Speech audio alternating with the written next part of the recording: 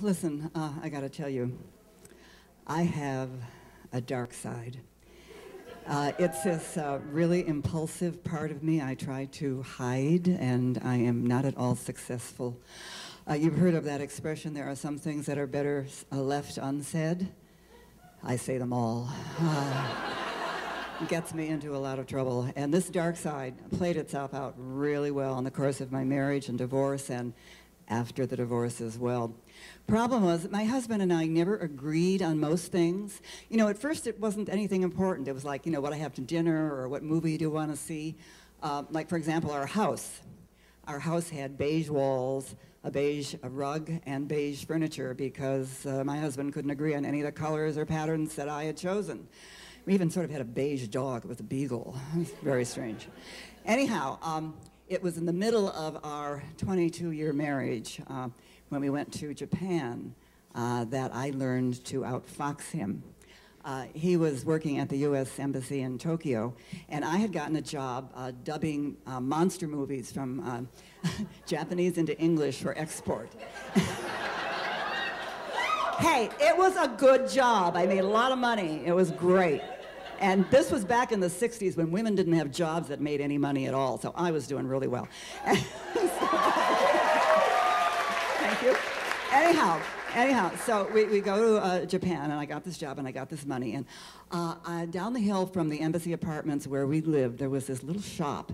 And I sort of stumbled inside of it, and inside it was filled with these amazing pottery dishes. I mean, dinner plates and platters and bowls. And it was this heavy, heavy pottery with these beautiful glazes and earthy tones and Zen-like designs. And all these dishes were different. And I learned they were called mashiko yaki, Japanese mashiko pottery. And they came from this little town of Mashiko where these very old and revered guys made this pottery. And in the meantime, back in our apartment, we're eating off these graduate school dinner dishes, which were, you know, beige, with a little tiny turquoise flower on them, and they were all chipped. And I'm thinking, you know, my kids are going to grow up with a really warped aesthetic sense if they keep looking at these dishes. And besides, I loved that mashiko. I wanted it. So I started going down and buying some, and pretty soon I had enough that I could actually set the table. And I had the table set with these dinner dishes, and each one was different, and they were gorgeous. And one evening, my husband, you know, lifts his head up, and he turns to me, and he says, "Nancy, these dishes don't match." And I said, yeah, they don't. And the chairs around the table didn't match either, and he didn't notice that because I don't like matching. But no problem, we went out and we bought a service for 12 Noritake china. White, thin china with a little teeny tiny silver piece around the rim and little fragile coffee cups and saucers and even a gravy boat. We never used the mashiko, we never used the Noritake because I was the one setting the table, and so we always used my stuff. Anyhow, 7 years pass, I've collected all this mashiko yaki, and we go back to the United States. And by the time I get back to the United States, our differences are getting a little more serious. First of all, it was the women's movement was in full swing. It was 1973, and I felt sprung. I mean, there were all these opportunities for women that had never existed before, ever. And, you know, I was so excited. I wanted to work in television. I wanted to be on the radio. I wanted to do all these things that women couldn't do before. And my husband talked to me about it, and he said, well, you know, Nancy, I've been thinking it over. And I think what would be a good idea is if you went back to school and got a degree in library science. And that way you could follow me around and have a job wherever we go. Well, you know, I wasn't going to be a librarian. So our difficulties got really, there's a lot more to this story I'm not telling.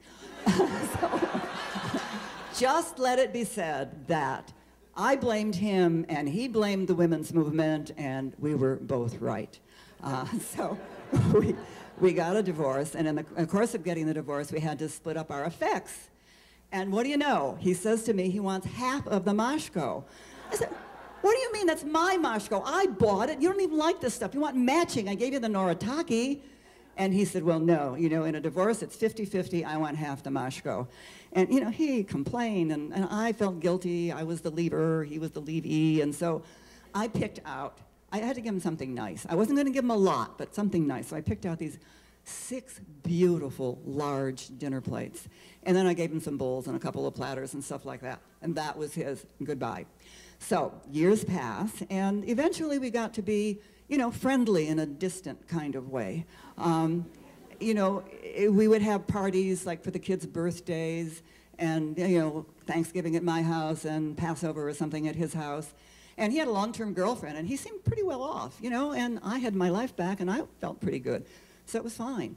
And at one of these parties at his house, I decided, the party was winding down, and I decided it would be helpful to sort of start to clear the dishes off from the living room. You know, once a housewife, always a housewife.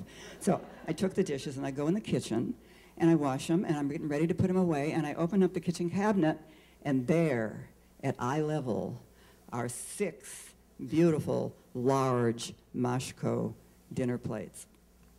And I stared at them. And you know, I'm thinking, he never uses these dishes. You know, I wonder if he'd even know if they were missing.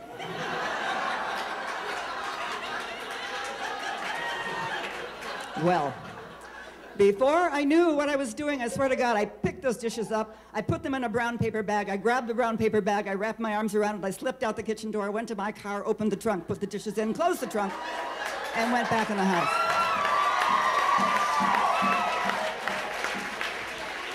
Whew. Well, 2 days later, my phone rings. It's my ex. He sounds distraught, overwhelmed. Nancy, I don't know what has happened. I went in the kitchen and I opened my kitchen cabinet and my Mashko is gone. All those big dinner plates, they're gone. Could somebody have come in my house when I was asleep or when I wasn't here? You know, and I'm saying things like, oh, golly gee. Oh, wow. I can't imagine. Anyway, we hang up. I go sit down in my living room and think, you know, I have got to return these dishes. What am I going to say to this man? I mean, I don't even know why I did it. I mean, my dark side doesn't include stealing. It just is words. And, you know, I did this. I can't even explain it to myself. How am I going to explain it to him? So, you know, but I pick up the dishes. I put them back in the brown paper bag. I pick them up. I go to his house in Cleveland Park, walk in, and he's sitting at his dining room table. And I plunk the dishes down and on the table, and I say, yeah, I'm sorry. I don't even know what I said. I have wiped it out of my head. I'm sure I said I was embarrassed. It was I don't know. All I know is at the end of whatever it was I was saying, I said, look, I'll give you $150 a dish. Can I have them? And he said, no. And he gave me this shit-eating grin. To this day, I wonder if he didn't know it was me, you know? My kids think he did, but I'm not sure. At any rate, that was that. And sadly and unexpectedly, my ex died. Yeah, and you know, my daughter was made executor of the will, and my son came in from out of town to help clear out the apartment for sale, and they asked me to come over and help, and I said, you know, yeah, I would. And so I'm there, and my daughter says, look, Mom, Dad had 2 wills. One will was signed, and the other one wasn't.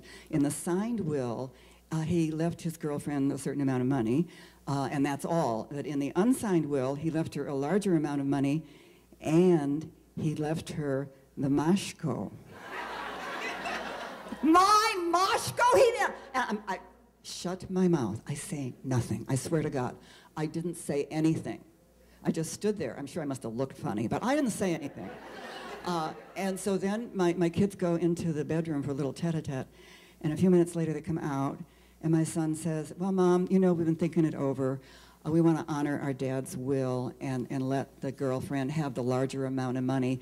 But all the Japanese things, you know, we really think that those things should stay in the family. And we'd like you to have the Mashko. I'm going to yell, but I don't yell. I simply smile, I hope demurely, and I say, thank you, I really appreciate that. So then I leave the house and I go out into the Cleveland Park street where the sun is shining and talk about your dark side. I actually look up into the sky and I say, I won!